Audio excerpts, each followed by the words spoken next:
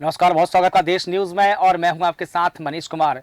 लोकसभा चुनाव के तीसरे चरण में 11 राज्यों की 93 लोकसभा सीटों पर लगातार वोटिंग जारी है। अभी तक सभी राज्यों में दोपहर 1 बजे तक करीब 41.88% मतदान हुआ है। महाराष्ट्र में सबसे कम 32% मतदान हुआ है। लेकिन इसी बीच तीसरे चरण की चुनावी रैलियों में प्रधानमंत्री नरेंद्र मोदी के निशाने पर कांग्रेस का घोषणा पत्र रहा। तो वहीं कांग्रेस ने प्रधानमंत्री नरेंद्र मोदी समेत बीजेपी को उनकी विफलताओं के लिए घेरा है। लेकिन बीजेपी नेताओं के भाषणों से तीसरे चरण में 400 पार का नारा गायब दिखाई दिया है।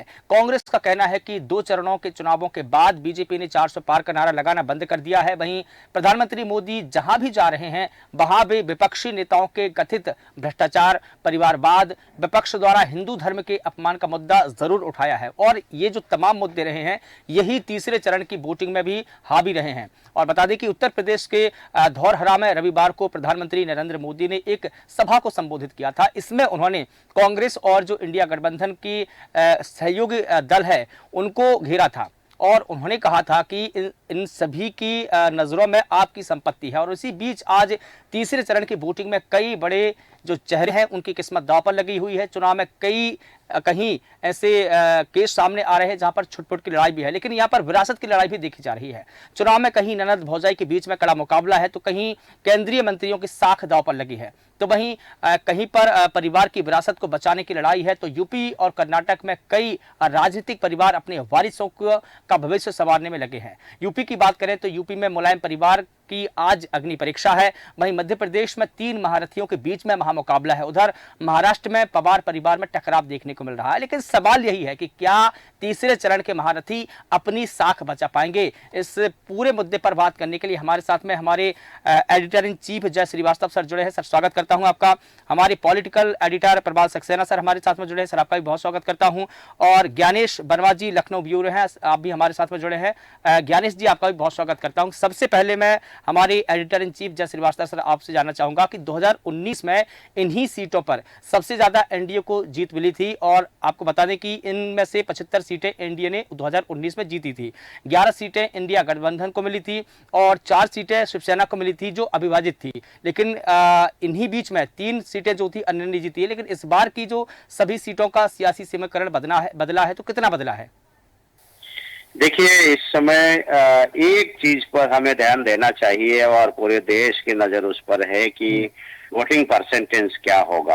हाँ। जैसे कि आपने बताया कि पूरे देश में जिस प्रकार से इलेक्शन या वोटिंग चालू है अभी, उसमें देखा ये जा रहा है कि अन्य राज्य में तो ठीक ठाक वोटिंग परसेंटेज, लेकिन महाराष्ट्र में जो है वोटिंग परसेंटेज कम है।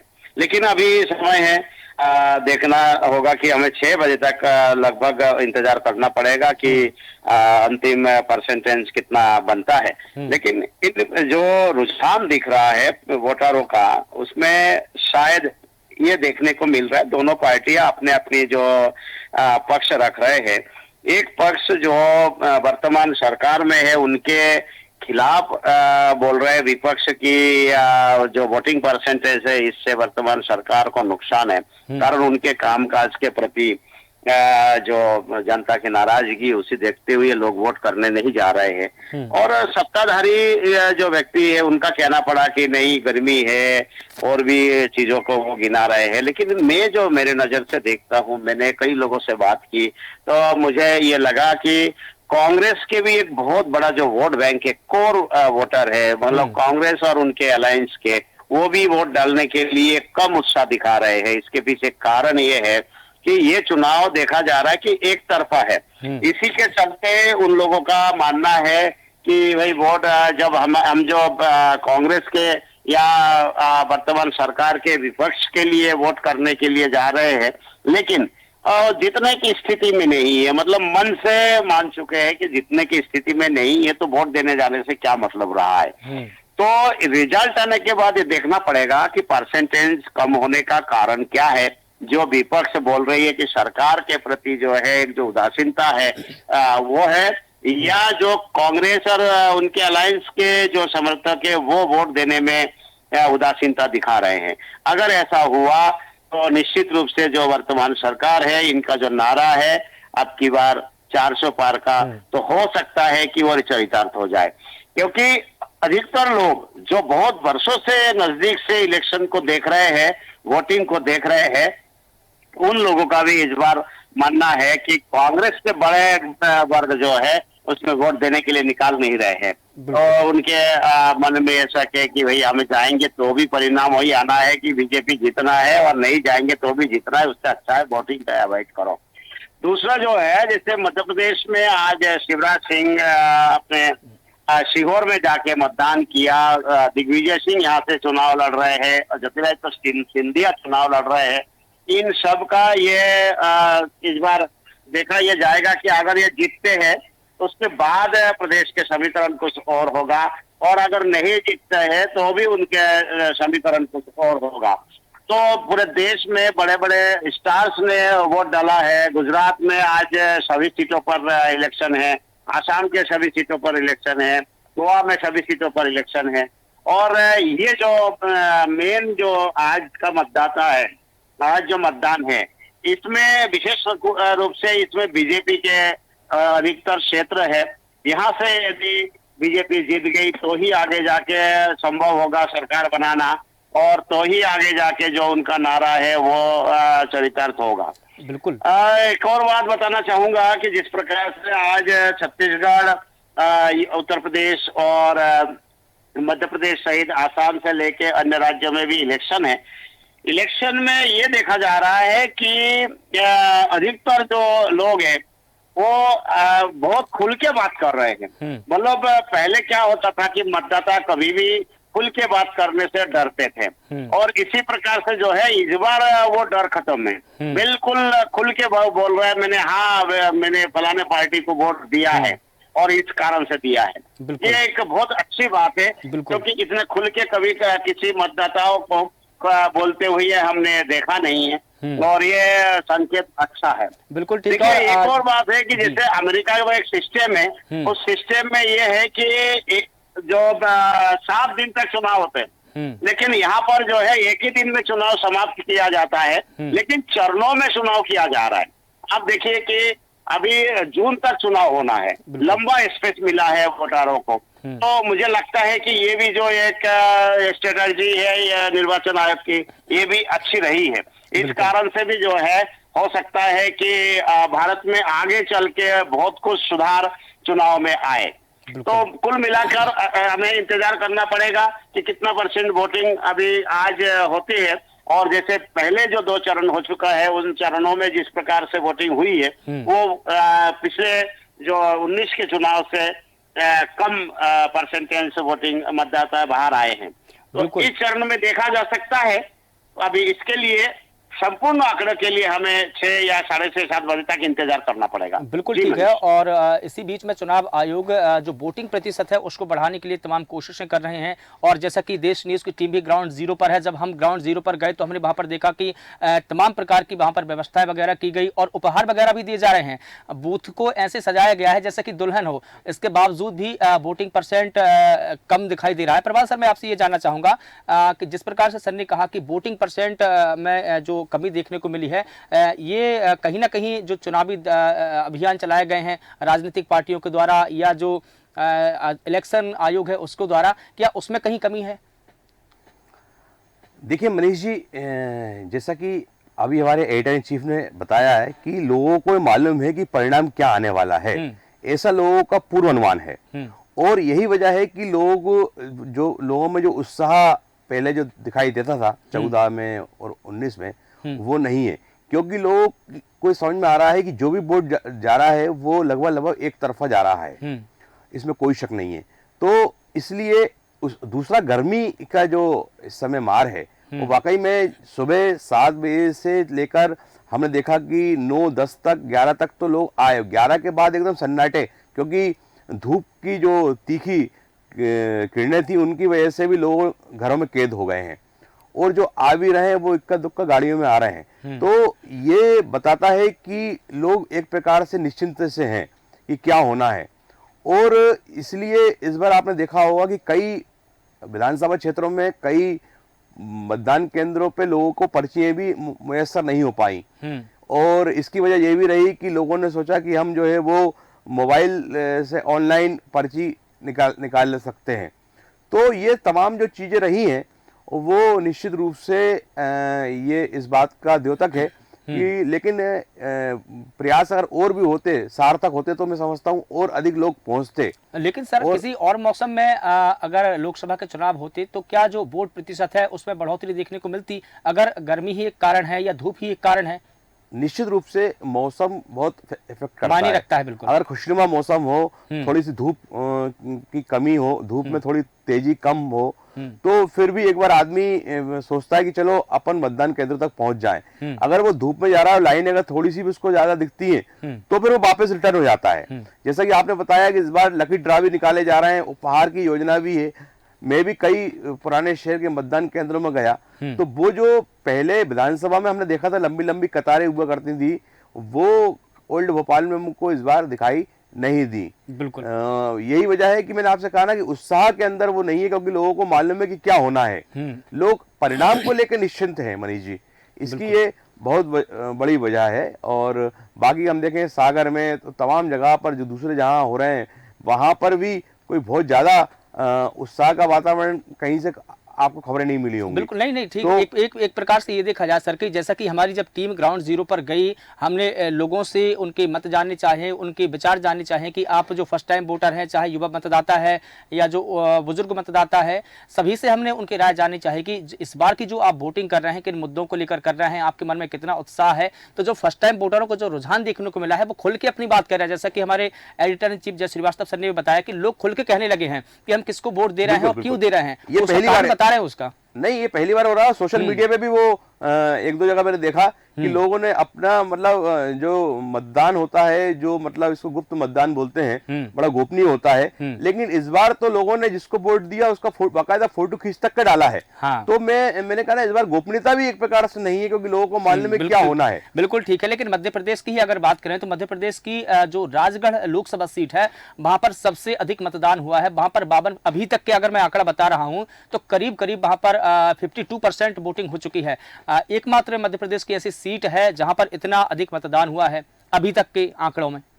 देखिए, राजगढ़ में जो आप बता रहे हैं लोकसभा क्षेत्र में, तो वहां एक राजघराना है और वहां पर एक परंपरा है और उसके प्रति लोगों का रुझान है। और यही वजह है कि अब ये तो परिणाम ही बताएगा, लेकिन जिस तरह से लोगों ने वहां बढ़ चढ़ का हिस्सा लिया, आप सही कह रहे हैं, वो ये बताता है कि वहां पर लोग जो है वो क्या चाहते हैं। ये तो बाद में मालूम पड़ेगा, पर ये बात सच है कि वहां पर पार्टीगत ना होकर लोगों के जो व्यक्तिगत व्यवहार संबंध ज्यादा दिखाई दे रहे हैं। बिल्कुल। इसलिए वहां परिणाम कुछ भी हो सकता है, ये बिल्कुल अभी नहीं कहा जा सकता। बिल्कुल ठीक है। ज्ञानेश वर्मा जी भी हमारे साथ में जुड़े हैं। ज्ञानेश जी, उत्तर प्रदेश की 10 लोकसभा सीटों पर लगातार वोटिंग जारी है। शाम को 6 बजे तक मतदान होंगे। वहां पर अभी कितने प्रतिशत मतदान हो चुके हैं? उन 10 सीटों के इस बार के समीकरण क्या है? मुद्दे कितने बदले हैं?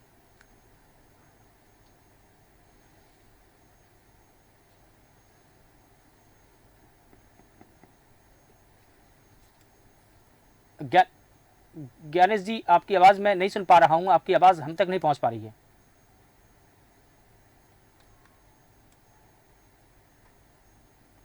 मनीष जी, मैं उत्तर प्रदेश जी हाँ बताइए ज्ञानेश जी। उत्तर प्रदेश में तीसरे चरण का मतदान आज जो है सुबह 7 बजे से शुरुआत हो चुका है और शाम को 6 बजे तक पड़ेगा मतदान। वहीं अगर हम बात करें तो यूपी की 10 लोकसभा सीटों पर मतदान होना है। वो जगह जो है मनीष जी, संभल, हाथरस, आगरा, फतेहपुर सीकरी और फिरोजाबाद, मैनपुरी, एटा, बदायूं, आंवला और बरेली लोकसभा में वोटिंग चल रही है। बिल्कुल। बता दूं कि 10 लोकसभा सीटों पर चुनावी मैदान में अगर हम बात करें तो 100 प्रत्याशी मैदान में हैं और इन 10 सीटों में भाजपा ने 2019 में 8 सीटें जीती थी। वहीं 2019 में 2 सीटों पर समाजवादी पार्टी के प्रत्याशी जीते थे। मनीष, मैं बात करूंगा कि जो अब तक 2 बजे तक जो मतदान हुआ है वो टोटल 38.12% मतदान हुआ है। इनमें जगह संभल में अगर हम देखें तो 42.97% वोटिंग हुई है, वही हाथरस में 37.73% हुई है, हाँ। और आगरा में 36.89% वोटिंग हुई है। लेकिन ज्ञानेश जी, फतेहपुर संभल का सीकरी आपने बिल्कुल, मैं आपको रोकना चाहूंगा, संभल का आपने जिक्र किया है, तो संभल में वहां पर लाठीचार्ज की घटना भी सामने आई है। वहां पर जब सुबह से ही वोटिंग हो रही थी तो अखिलेश यादव ने ट्वीट करके बताया कि वहां पर जो मुस्लिम मतदाता है उनको वोटिंग करने से रोका जा रहा है। वहां की एक्चुअल स्थिति क्या है? देखिए मनीष जी, लगातार जो है समाजवादी पार्टी के अध्यक्ष अखिलेश यादव वो आरोप लगा रहे हैं कि बीजेपी शाम 4 बजे के बाद में मैनपुरी में बूथ लूटने की तैयारी में है। हम्म। तो इस तरीके से कहीं न कहीं ट्वीट के माध्यम से, या हम और भी बात करें कि आंवला लोकसभा क्षेत्र की विधानसभा बिथरी चैनपुर में ग्राम पंचायत ठकोरा के मतदाताओं ने चुनाव का बहिष्कार कर दिया है। उन्होंने कहा है कि सेक्टर मजीद के समझाने के बावजूद भी मतदान करने को तैयार नहीं है। उनका मानना है कि रेलवे लाइन के ऊपर ओवरब्रिज व अंडरपास बनवाया जाए, उसके बाद ही मैं वोटिंग करूंगा। बिल्कुल। और 11 बजे तक समझाते रहे अधिकारी, लेकिन जो मतदाता है वो नहीं मान रहा है। इसी तरीके से संभल में जो जियाउर रहमान है, सपा प्रत्याशी जो है, जियाउर रहमान का आरोप है कि रामपुर जैसा रुख अपना रही है पुलिस। वहां पर तैनात बीएलओ से मतदाता सूची लेकर पुलिस फरार हो गई है और पुलिस प्रशासन पर भड़के जियाउर रहमान। तो इस तरीके से जो जगह जगह है कहीं नहीं शिकायतें आ रही हैं। और उसी में बता दूं कि कांग्रेस के प्रवक्ता जो है अंशु अवस्थी, उन्होंने कहा है कि भाजपा हार के डर से घबराई हुई है। भाजपा संभल लोकसभा क्षेत्र में कई बूथों पर पुलिस लाठीचार्ज करने और वोटर्स के साथ मारपीट करने और चुनाव प्रभावित करने का प्रयास कर रही है। लोकतंत्र में किसी को वोट डालने से रोका नहीं जा सकता है। ये एक वीडियो आ रहा है सोशल मीडिया पर, और लोकसभा विधानसभा असरौली ग्राम ओवारी में बूथ संख्या 181, 182, 183 और 184 का है, जहां पुलिस ने लाठीचार्ज करके पुलिस स्टेशन से वोटर्स को खदेड़ा जा रहा है। भाजपा चाहे जितना कुछ प्रयास कर ले, जनता बीजेपी को सत्ता से बाहर करेगी। तो मनीष जी, इस तरीके से कहीं ना कहीं जो विपक्ष पार्टियां आरोप लगा रही हैं, हाँ। और वोटिंग को लेकर हम बात करें तो परसेंटेज कहीं ना कहीं वो कम हो रहा है। कल मुख्य निर्वाचन अधिकारी ने प्रेस वार्ता का आयोजन किया था और उस आयोजन में उन्होंने कहा था कि जो मतदाता है उनको मैं जागरूक कराने का काम कर रहा हूँ। हाँ। जो हमारे बीएलओ हैं, जो चुनाव में अधिकारी लगे हैं, उनको मैं पर्ची बांटने का काम घर घर करवा रहा हूँ, लोगों को जागरूक कर रहे हैं कि वोटिंग परसेंटेज बढ़े। लेकिन जब पत्रकारों ने सवाल किया कि पिछली बार भी आपने ये चीज कही थी, तो आखिर कारण क्या है कि उत्तर प्रदेश में लगातार निर्वाचन विभाग विज्ञापन करता है और वो मतदाताओं को जागरूक करने का काम करता है, आखिर यहाँ क्या कारण है कि वोटिंग परसेंटेज कम है। तो उन्होंने कहा कि हमारा प्रयास हालांकि जारी है, लेकिन अब इसका क्या कारण है ये पूरी तरीके से हम नहीं कह सकते हैं। बिल्कुल ठीक है, बिल्कुल ठीक है। बताओ जी बिल्कुल ठीक है, मैं आपके पास में आऊंगा। जी ज्ञानेश जी, मैं आपके पास में आऊंगा। मैं एक सवाल और हमारे एडिटर इन चीफ जय श्रीवास्तव सर से ले रहा हूं। सर, मैं आपसे ये जानना चाह रहा हूं कि जैसे जैसे चरणों के चुनाव संपन्न हो रहे हैं, वैसे वैसे नेताओं के भाषणों में भी बदलाव देखने को मिल रहा है। पहले चरण के मतदान में जब वोटिंग होनी थी तब बीजेपी ने 400 प्लस का नारा दिया था। दूसरे चरण की जब वोटिंग हो रही थी तो उस वक्त बीजेपी ने कांग्रेस के मैनिफेस्टो को एक मुख्य मुद्दा बनाया। लेकिन जब तीसरे चरण के लिए जनसंपर्क चल रहा था और लोगों के बीच में बीजेपी जा रही थी और तीसरे चरण के लिए वोटिंग की अपील कर रही थी, तो उनके जो भाषण है उनमें से 400 प्लस का नारा गायब दिखाई दिया। तो क्या जैसे जैसे चुनाव के जो चरण संपन्न होते जाएंगे, मुद्दे भी बदलते हुए जाएंगे क्या? देखिए, 400 पार का जो नारा है, हाँ, वो नारा घर घर तक पहुंच चुका था, आम कार्यकर्ता तक पहुंच चुका था। हाँ। इसीलिए जो है उस नारे को बहुत ज्यादा देर तक कैरी ऑन करके ले जाने की जरूरत बीजेपी नहीं समझी। बिल्कुल। लेकिन मैं ये कहना चाहूंगा, जिस प्रकार से इस 400 पार का जो नारा है उसको संविधान से जोड़ा विपक्ष ने, क्योंकि संविधान बदलने के लिए 400 से अधिक सीटें चाहिए, लोकसभा मेंबर चाहिए। कई ऐसे जो संविधान है उसको यदि पार्लियामेंट में आपको बदलना है तो आपको 400 से अधिक सीटें चाहिए। इसी को विपक्ष ने जोड़ा है कि आपकी बार 400 पार का जो नारा है वो संविधान बदलने के लिए है। और इस बात को लेके बहुत जगह पर हमें विरोध भारतीय जनता पार्टी के खिलाफ देखने को मिला कि 400 पार का मतलब जो संविधान बदलना चाहते हैं, तो कई बार जो है इसको अधिकतर जो दलित वर्ग है उन्होंने ये सोचा कि संविधान का निर्माता है अंबेडकर जी, और ये 400 पार का जो नारा है ये दे के 400 पार करके संविधान बदलना चाहते हैं। इसीलिए अंबेडकर जी के द्वारा जो निर्माण किया गया संविधान है उसको परिवर्तन करना चाहते हैं। इसी कारण से भारतीय जनता पार्टी थोड़ा सा जो है बैकफुट पर आकर उस नारे को थोड़ा शिथिल किया। और स्टैंड तो मैं ये बताना चाहूंगा कि इस नारे को आज भी भारतीय जनता पार्टी ने मतलब बिल्कुल लुप्त नहीं किया।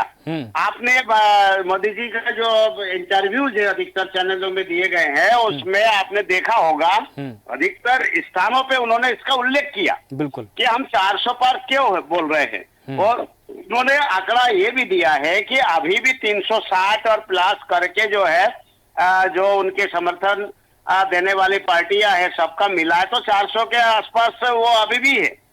अगर संविधान बदलना होता तो अभी भी वो बदल सकते थे। बिल्कुल। तो इसको उन्होंने बहुत गंभीरता से जो है और विशेष करके कोड करके ये कहा है कि जो हमारा नारा है इसको संविधान बदलने से विपक्ष जोड़ रहे हैं। इसी कारण से जो है हमने ये स्पष्ट यहाँ पर इंटरव्यू में ये कर देना चाहता हूँ कि 400 पार तो अभी भी हूँ, तो अभी भी जो है हमारी पार्टी है, मतलब अलायंस है। अगर हमें बदलना होगा तो अभी भी बदल सकते थे। जब अभी हमने नहीं बदला तो संविधान आगे जाके नहीं बदलेंगे। तो उन्होंने अपने सफाई में ये बात कही है। लेकिन मैं ये कहना चाहूंगा कि 400 पार का नारा आज भी उनका यथावत है। दूसरी बात यही है कि जो जितने भी एग्जिट पोल है उस पोल में जो है 400 पार होते हुए नहीं दिख रहे हैं। यही कारण से भी हो सकता है कि उन्होंने 400 पार का नारा छोड़ दिया है। जी मनीष, बिल्कुल ठीक है। और कई मौकों पर हमने देखा है कि प्रधानमंत्री नरेंद्र मोदी मंचों से भी ये बात कहते नजर आए हैं कि अगर डॉक्टर अंबेडकर खुद भी आ जाए तो वो हम संविधान नहीं बदल सकते, ये उन्होंने कहा है। तो विपक्ष ने इसको मुद्दा बनाया इसको कि शायद यही वजह है कि बीजेपी के नेताओं को थोड़ा सा स्टैंड चेंज करना पड़ा। फिलहाल चूंकि हमारे पास में समय का अभाव है इसलिए इस पूरी परिचर्चा को हमको यहीं पर विराम देना होगा। आप सभी का बहुत शुक्रिया। तो बता दें कि जैसे जैसे लोकसभा चुनाव की सरगर्मी धीरे धीरे बढ़ती जा रही है, चरणों में चुनाव संपन्न होते जा रहे हैं, नेताओं के जो बयान है, नेताओं के जो भाषण हैं उनमें भी बदलाव होता दिखाई दे रहा है। और शायद यही वजह है कि बीजेपी शायद बैकफुट पर आई और उन्होंने 400 प्लस का जो नारा है उसको विराम दिया है। फिलहाल देश न्यूज़ के खास कार्यक्रम में बस इतना ही। मुझे दीजिए इजाजत। नमस्कार।